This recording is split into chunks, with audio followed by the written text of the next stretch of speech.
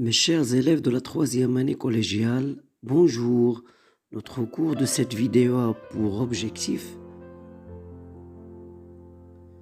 reconnaître les constituants de l'atome, reconnaître l'électroneutralité de l'atome, reconnaître les ions. La matière, comme dit le philosophe Démocrite, est constituée de tout petits grains invisibles à l'œil nu et indivisibles appelés atomes, comme l'indiquent les images visionnées à l'aide d'un microscope. L'atome est constitué à son tour du noyau et d'électrons. Le noyau, comme l'indique l'image, est situé au centre de l'atome chargé positivement et pèse quasiment la masse de l'atome. Ça veut dire que la masse de l'atome se concentre dans le noyau et est constitué aussi d'électrons. Les électrons, ce sont des particules infiniment petites. Elles sont toutes identiques et gravitent autour du noyau. Le symbole d'un électron est E-, comme ça. E au-dessus, à droite, moins. La masse des électrons est négligeable. La charge des électrons est négative.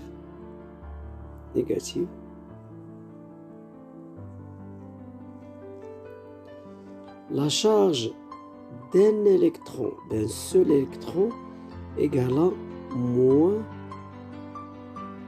E. Attention, ne confondons pas entre moins E, moins E et E-. E- représente le symbole d'un électron et moins E représente la charge d'un seul électron. E représente l'unité de la charge électrique. S'appelle charge élémentaire. Charge élémentaire. Une autre unité de mesure dite coulomb de symbole C, tel que 1 E égale à une charge élémentaire égale à 1,6 multiplié par 10 à la puissance moins 19 coulombs. Pour bien comprendre, c'est de faire attention.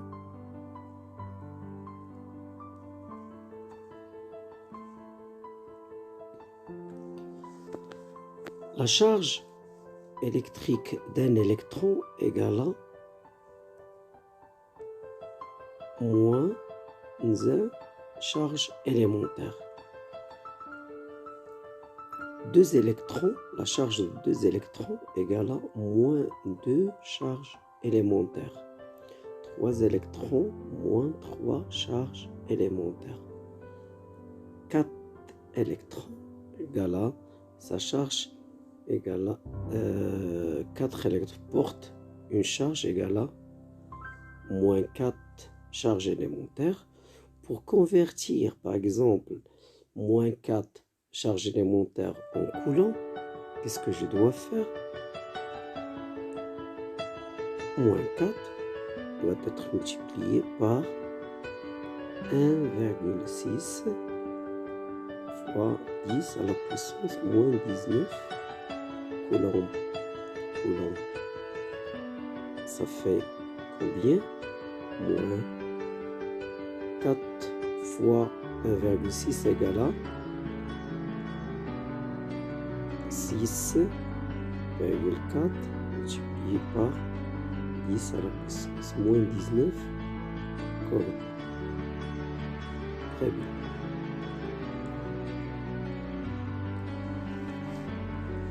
Si vous n'avez pas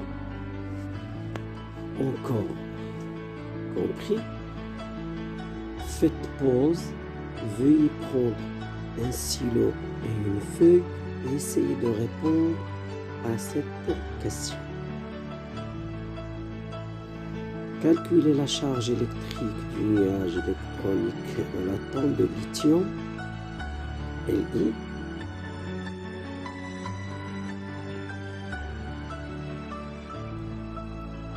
Cet atome en charge élémentaire et en coulomb. Je veux juste vous rappeler que le nuage électronique est constitué de 3 électrons. J'espère que tout le monde a essayé de répondre sur sa feuille. Voilà la réponse. Sachant que le nuage électronique de l'atome de lithium résulte du mouvement de 3 électrons, alors la charge de ce nuage égale à moins 3 charge élémentaire en coulomb. Si on veut la convertir en coulomb, on doit multiplier par 1,6 10 à la puissance moins 19. Ça fait moins 4,8 fois 10 à la puissance moins 19 coulombs.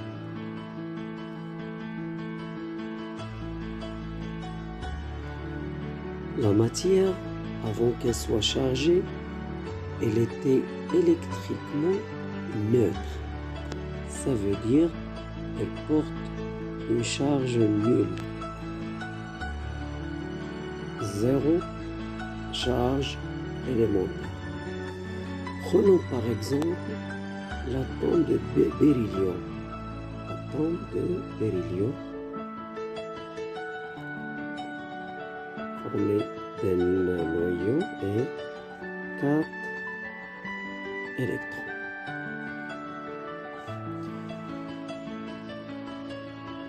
Le nombre des électrons égale à 4. On écrit Z égale à 4. Le nombre, le symbole Z représente le nombre atomique. S'appelle le nombre atomique. Il représente le nombre d'électrons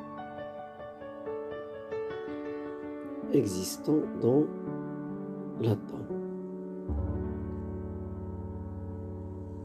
La charge des électrons, la charge d'un électron égale à moins 1 charge élémentaire.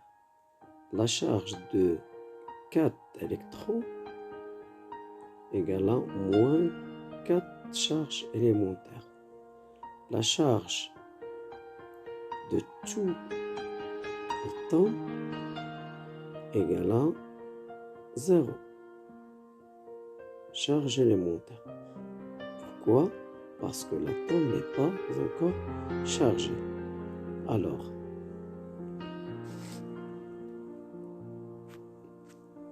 à quoi est égale la charge du noyau? Pour que l'atome porte une charge nulle. Bien sûr, la charge du noyau doit porter une charge positive égale à exactement 4 charges élémentaires. Moins 4 charges élémentaires plus 4 charges élémentaires égale à 0. Dans ce tableau, on dispose de 4 atomes. 4 atomes. Le nombre atomique Z de lithium égale à 3. Ça veut dire que l'atome de lithium dispose de 3 électrons. L'atome de beryllium possède 4 électrons. L'oxygène, 8 électrons. L'aluminium, 13 électrons.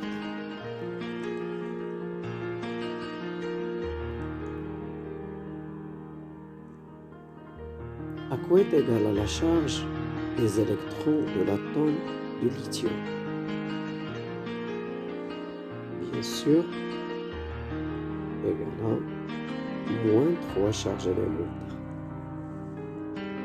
Pour que la charge du noyau global de l'atome soit nulle, il est nécessaire que la charge du noyau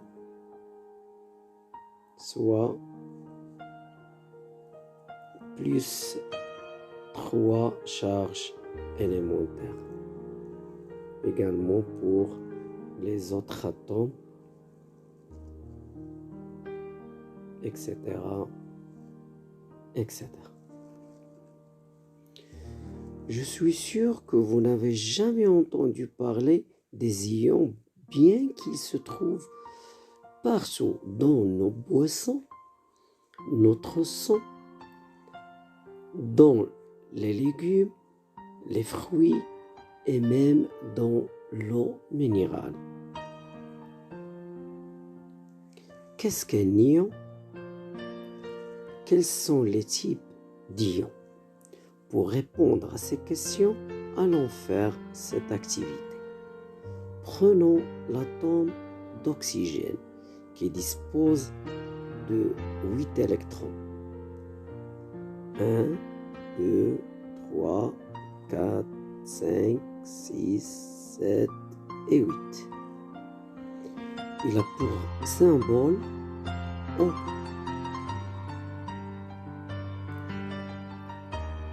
Bien sûr, le nombre atomique Z égale à 8. Maintenant, faites pause et remplissez les espaces suivants.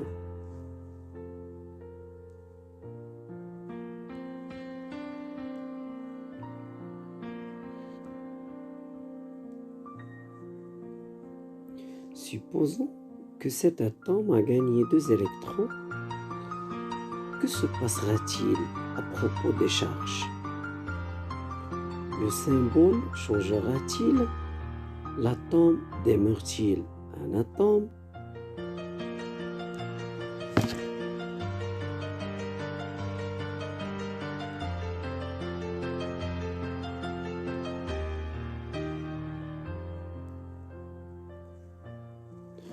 Puisque l'atome d'oxygène a gagné 2 électrons, le nombre d'électrons devient 10. 1, 2, 3, 4, 5, 6, 7, 8, 9 et 10.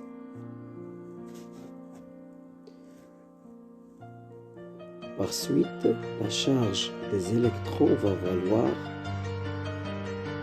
moins 10 charges élémentaires. À propos de la charge du noyau, la charge du noyau va valoir plus 8 charges élémentaires. Attention, la charge du noyau ne change pas, elle demeure plus 8 charges élémentaires. Attention, faites attention à cette charge. La charge ne change pas. Par contre, la charge des électrons change.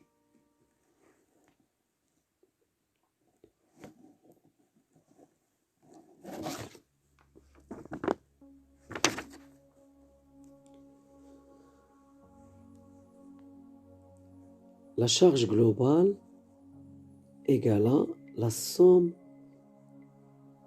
des charges du noyau et des électrons. Ça fait moins 2 charges élémentaires.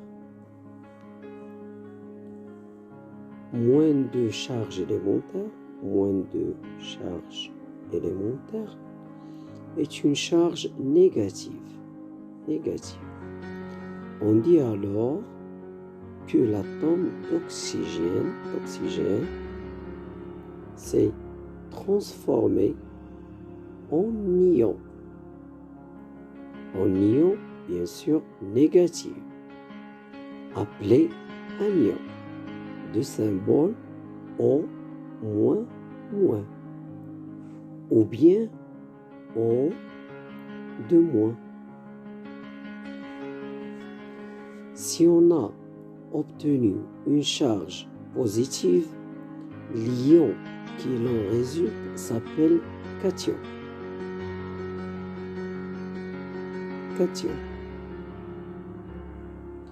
Si on a obtenu une charge négative, l'ion qui en résulte s'appelle anion.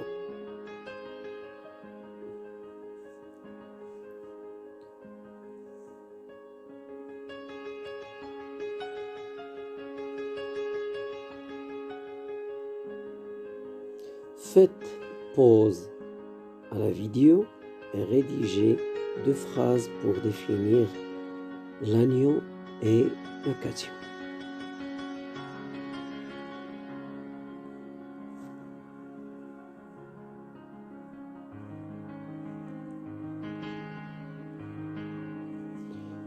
L'anion, c'est un ion négatif, résulte du gain d'électrons.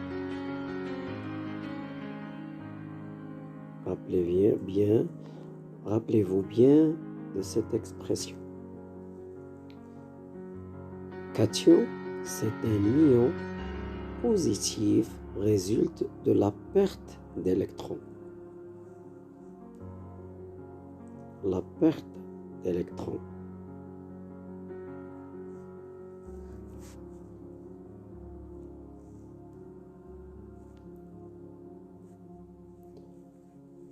En revanche, l'ion peut être monoatomique.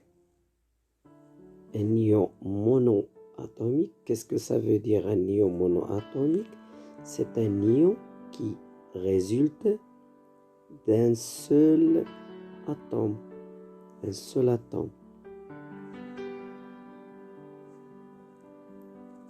Comme l'indique le tableau, calcium, Ca2+ résulte d'un atome, s'appelle calcium. K+ résulte d'un atome, s'appelle potassium. O2- résulte d'un atome qui s'appelle oxygène.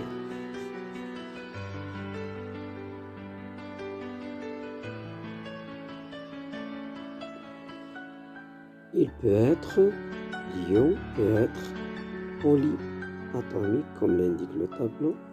Un ion polyatomique, c'est un ion qui résulte de plusieurs atomes, d'un groupe d'atomes, d'un groupement d'atomes. Par exemple, cet ion, SO4- résulte de 5 atomes. 4 atomes d'oxygène et un seul atome de soufre.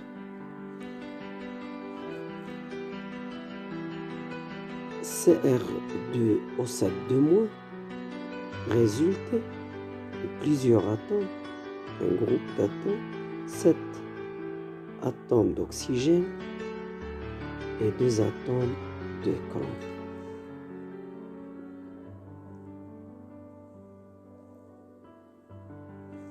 Pour résumer, en définition, un ion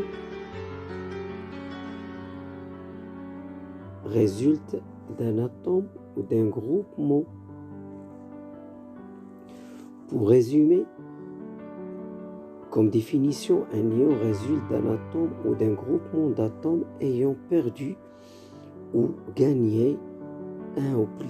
Les types d'ions sont 4. Cation, c'est un ion positif, résulte de la perte d'électrons comme Ca2+, Fe2+, K+, NH4+. Un ion, c'est un ion qui résulte du gain d'électrons comme Cl-, O2-, SO4-2-. Ion monoatomique résulte d'un atome comme Ca2+, Fe2+, K+, Cl-, O2-. Ion polyatomique résulte de plusieurs atomes comme SO4-, NH4+, OH-.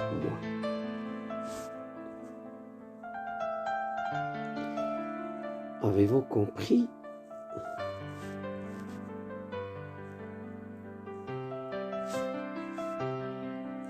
Pour bien comprendre, essayez de faire cette activité ou bien cette exploitation. Prenez par exemple l'atome d'aluminium Al, dont le nombre atomique égale à 13.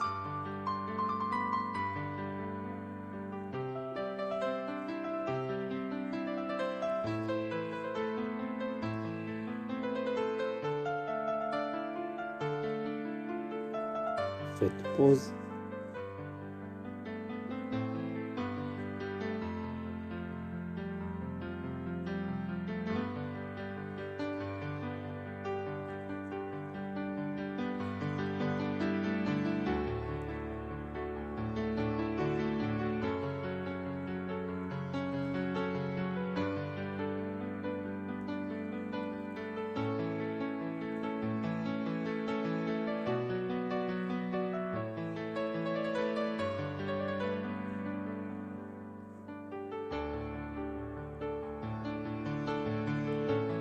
Désolé, c'est un cation.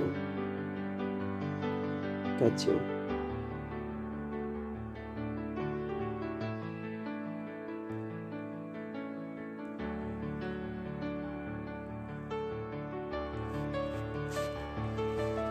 Quel est le responsable de la conduction électrique?